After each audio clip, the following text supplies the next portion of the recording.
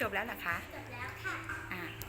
ตกลงว่านิทานเรื่องนี้จะชวนกันไปไหนคะลูกไปดูละครสัตว์กันค่ะอ๋อแล้วใครอยู่หน้าคะพี่เสือค่ะต่อมาเป็นใครคะลูกพี่ขาค่ะต่อมาเป็นใครคะพี่กัดค่ะต่อมาเป็นใครคะพี่หมูค่ะแล้วใครเอ่ยพี่นกค่ะค่ะพี่ช้างค่ะค่ะพี่ลาค่ะพี่ลิงค่ะพี่กระต่ายค่ะอ้าวใครเป็นตัวแรกคะลูกพี่เสือแล้วใครเป็นคนสุดท้ายคะพี่กระต่ายค่ะแล้วสัตว์ทั้งหมดที่ชวนกันมาทั้งหมดนี่มีกี่ตัวคะลูกลองนับสิคะ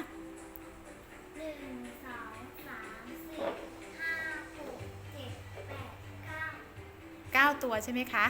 น้องว่ามันมีสิทธิ์ด้วยอ้าวค่อยๆนับแล้วน้องนับใหม่สิคะนับช้าๆค่ะไม่ต้องรีบค่ะ